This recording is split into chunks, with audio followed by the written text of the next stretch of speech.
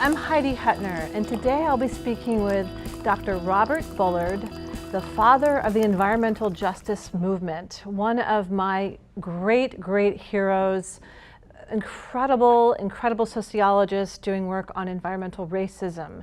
And before Dr. Bullard, really this issue was not known and had not been brought into academic circles and activist circles. So he's a founder of a truly important movement that's connected to civil rights, to the Black Lives Matter movement, and it's just an extreme honor to have him on our show today.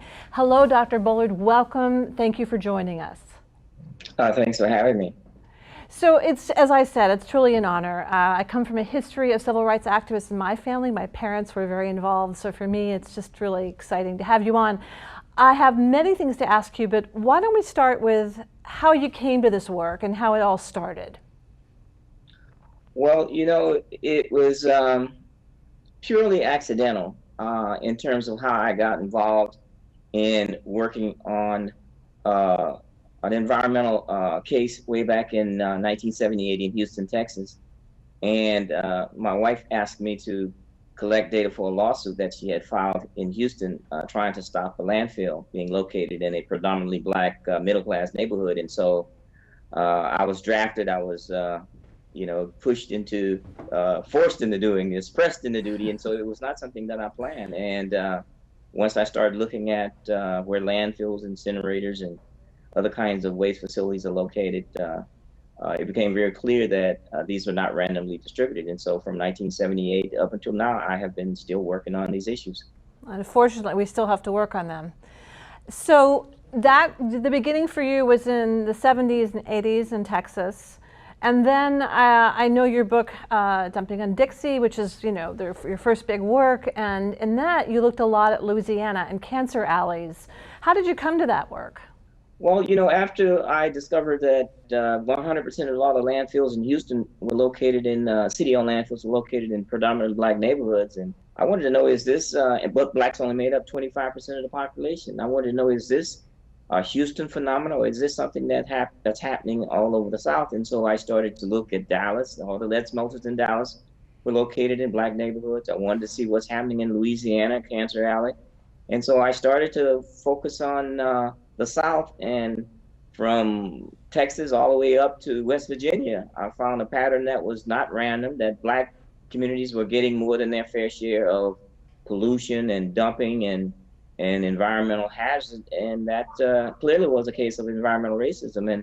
And nowhere in the country was it more apparent and blatant than in Louisiana's petrochemical corridor that stretches from Baton Rouge to New Orleans. And it was very clear that who's getting dumped on and who's getting polluted and who's not getting the jobs. And it was clearly a case of environmental racism. Exactly. And so there was a school involved there in that case. Can you talk about that? Yeah, it was so, racism is so illogical and so irrational that we found so many schools all up and down the Gulf Coast and in Louisiana's Cancer Alley. That's located, the schools are located next to landfills, incinerators, refineries, petrochemical plants. And we started asking, how can this be? And the answer was, Black children's health doesn't matter. Black lives don't matter. Black communities don't matter. Black health doesn't matter. So it was, this was in the late 70s, and we start, unraveling these patterns that were very disturbing. And it was something that was just so, surreal. You would just want to know, well, who in their right mind would put a school across the fence from something as dangerous as a petrochemical plant or a refinery? And the fact that, disproportionately, without a doubt, very clear, these were children of color. Invariably, a lot of the communities were poor, but economic status was not the determining factor. It was race.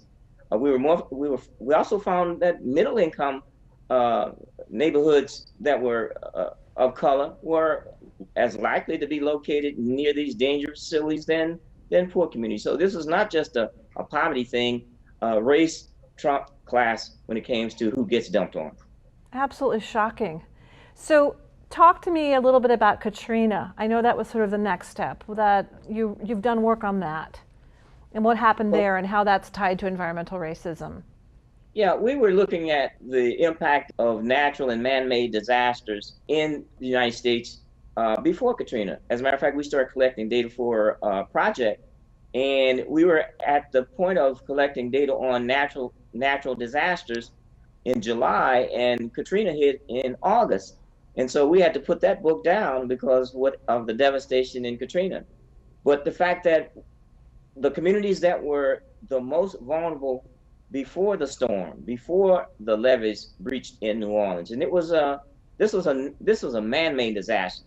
The Army Corps of Engineers were negligent and derelict in making sure that the levees were of good, high quality to protect the population. And so when we talk about which communities flooded and which communities were left behind, these are the same communities that were left behind because of economic conditions, because of racial zoning and redlining, and in areas that were clearly defined, quote, as neighborhoods, that Black folks were allowed to live because of segregation. And so race was very important in looking at the geography of vulnerability. Vulnerability and residential segregation go hand in hand. And so it's not, by accident that who we saw on rooftops was not color coordinated. It was not a rainbow. The most significant and the most prevalent color on top of roofs in terms of people left behind, the most prominent color was Black. We saw that here with Sandy, and who was most harmed by it and continues to be harmed by it was in Long Island from Hurricane Sandy. We've seen that in those communities as well, and same arguments. Have you looked at that too? Well, the pattern, we've looked at the pattern that dates back 8 decades, and that pattern has been unbroken, and it's time for equal protection, and it's time for communities that are vulnerable. That vulnerability needs to be reduced and eliminated. And if you talk about some communities have the wrong complexion for protection, that's the title of a book, but it's more than a book title. It's true in real life. And so if you talk about the communities that have been devastated, and even when you talk about recovery dollars and disaster money coming in, the communities that are most vulnerable before these disasters, these are the same communities. It takes longer for them to bounce back. It takes longer for them to get their monies for insurance and settlement. This is true in terms of Katrina. It's true in terms of Sandy. It's true in terms of the BP spill. Right. I mean, these kinds of disparities and the inequality that's created by disaster, it's very predictable. And what we're saying is that for example, the number one environmental justice issue in terms of here in the United States as well as globally is climate. And so we say that climate change, there must be a major climate justice component, because the people who contribute least are the ones that will feel the harm and the damage first. And that vulnerability is real, and we must have real programs and plans to deal and address that vulnerability. Absolutely. And so one of the things with Flint, I hope you'll talk about that. And it's something that I've really taken from your work is this, and I don't think a lot of people understand, but when you have toxic pollution, there's reduction of IQ, right? So then there's not only the cycle of poverty, but there's lowering of IQ, of intelligence, and then it sort of perpetuates both. There's lack of jobs, but then lack of ability educationally. And then you have this perpetuation of people who end up in prisons. So all those things are connected, and people are not sort of seeing those links. And if you want to help people rise up, polluting their communities is certainly not the solution. It's having the opposite effect. And long-term generational problems are inflicted upon these communities. The tragedy, the disaster that happened in Flint was totally preventable. And the fact that communities, residents complain, they basically registered their displeasure with moving from one water system in terms of Detroit to the Flint River. The fact that even when communities complain, even when they voice their opposition, oftentimes it goes unnoticed. That is the pattern of environmental injustice. The fact that Flint is a majority African-American city with a high concentration of poverty, 40% below the poverty level, the fact that the residents, the citizens of that city's democracy was taken away, and so they had no voice, they were not even represented. That kind of disenfranchisement is typical of what happens in this country when we see environmental injustice and we see environmental racism and we see the callous calculation of saving a dollar versus saving health and saving lives. And what's so tragic about Flint is that we're talking about irreversible harm and damage to our most vulnerable population, children.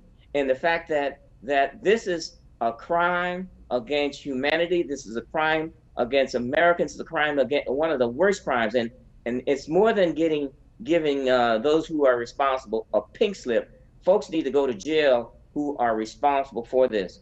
This is a major disaster, and you had this perfect storm. And the fact that I'm really glad that the nation has really zeroed in on this tragedy, and too often there are too many Flints that are around this country where this media and the activity around what's happening is going unnoticed. There are too many invisible Flints, and we have to make them visible. Absolutely. I know in the case of a lot of Native American communities that are highly polluted from uranium, for instance, all these open mine pits everywhere and all sorts of pollution, those voices are not heard. When I teach their work in my classes, my students have heard nothing about it. Absolute silence on it. Yeah, it's true. And it's happening, on the border, on the U.S.-Mexican border. It's happening on Native American reservations. I worked on a case, 15, 20 years ago on the Eastern Navajo Reservation, where their wells have been contaminated by uranium. They have to drive 15, 20 miles for water to bathe, to cook, to wash, to feed their animals. That is criminal. And the fact that this was done to a population that is already suffering from high unemployment and health disparities, and the fact that the history, is very well known as to what, Americans has done our government has done to Native Indigenous people. And so the issue of water is life, and particularly in the desert. And so we have to make clear and make plain these problems of water insecurity and water contamination. And we can't survive, we can't live without water. Having access to water is a basic human right. And when it's taken away, that is a violation. Absolutely. So can you talk to us a little bit about the connection with the civil rights movement and your work in North Carolina, but also the Black Lives Matter movement now? I mean, is this giving you hope? Well, it's very exciting that our young people are fearless, like we were in the 60s. And the fact that we're talking about raising issues of basic rights. We have all Americans have a right to drive down a highway and not get stopped because of racial profiling, or pulled from our cars and shot dead, or left in the streets like animals. We have rights, and these are basic human rights. These are civil rights. And so the Black Lives Matter builds on this long history and legacy of fighting for justice, equity, and civil rights and human rights. And so when we talk about young people owning these issues, taking them to taking our government leaders and taking our officials to task when they fall down or when they ignore, I think it's important that our young people be allowed to voice their frustration and their wanting to have total enforcement of our laws. And many of them have been unjustly labeled, as violent, as breaking laws. These are law-abiding individuals that are exercising their God-given rights and their basic rights guaranteed on our U.S. Constitution. And so when we find young people talking about Black Lives Matter, and when they're talking about children's health, and they're talking about, a massive incarceration, they're talking about, our young people being profiled and labeled criminal, these are issues that we have to address as Americans. And as someone who has, fought, been on the front line and been on the marching and demonstration, I think we have to support, and we have to really talk about how we can build these intergenerational movements that ultimately will make our country a better country. Absolutely. So when you talk to, I know you teach, and when you talk to young people today, black and white and yellow and green, whatever their color, how do you encourage them to make change? What are the things that you sort of lay out in a practical way that they can do?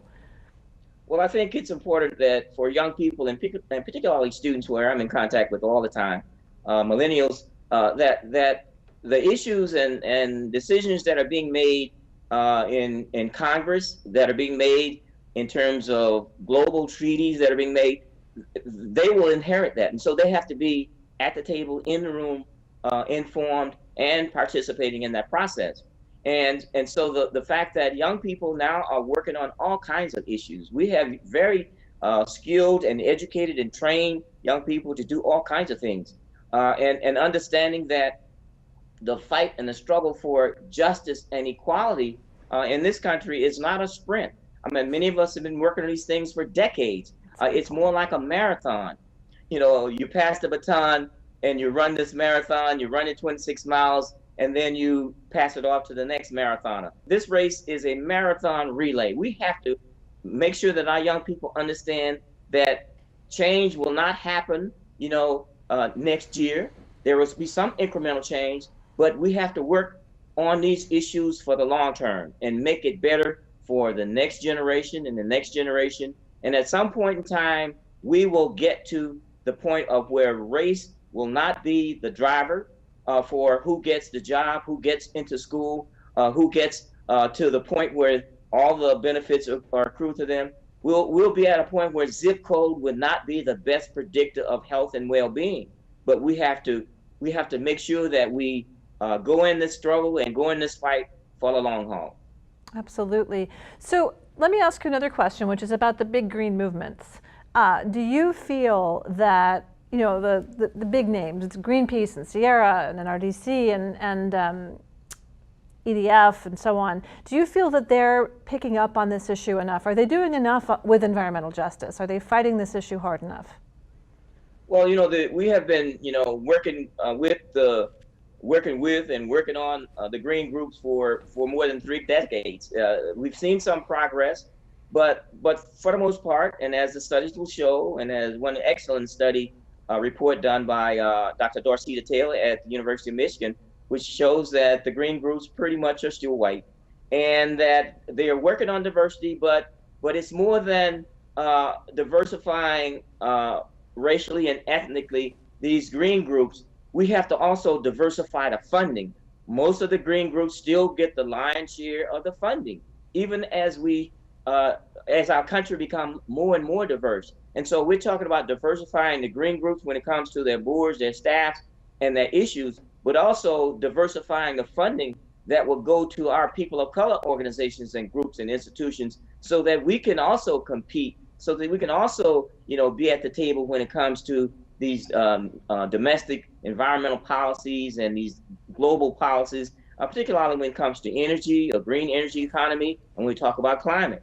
We have to make sure that our young people, our students of color, our young people of color, our organizations of color, and our business of color also participate in that process, and that there's a level playing field. As I said before, we're making progress, but it's very slow. It's not fast enough. And I think our young people, they're very impatient. And I think it's time for a lot of these green groups to realize that they need to work harder and faster in getting this diversity in high gear. We're still in second gear. We need to move to fifth gear and get it moving fast and furious. That's fantastic. So what are some groups, if people wanted to donate, not to the big greens that are more white, but to some of the groups that are people of color, could you name a few so people can hear their names? Well, we have lots of environmental justice groups, people of color groups that are working on all kinds of issues, from New York to California. And, West Harlem Environmental Action, WEAC, is located in New York. Exactly. Little Village Environmental Justice organizations is located in Chicago, and there are all kinds of organizations in California working on all kinds of issues, including communities for a better environment, and I don't want to just name drop, but there are lots of organizations. I don't know more. Right. Yes.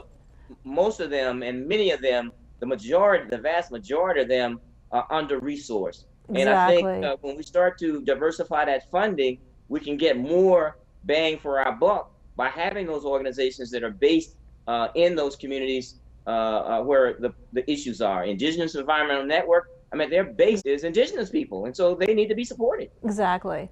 So I'm going to make a point, just so you know. This will be on my website, HeidiHutner.com, and when we post it, we'll list some of these organizations because I want to be able to point people to them and encourage them to donate and support and learn more about questions of environmental justice. And we certainly can't cover all of it in 15 minutes with you. And I do think you're absolutely right. We have to make an effort to find out who they are and support their work and make sure that things are fairly distributed. So if you had any final words to say to our audience about Black Lives Matter, about environmental justice, and sort of where we're going in the future and things people should pay attention to and things we should be doing. Well, I think it's important that people understand that people of color have always stood up and been steadfast in making sure that we speak for ourselves, that our organizations, our institutions need to be supported, and that it takes resources to move that envelope to the next level.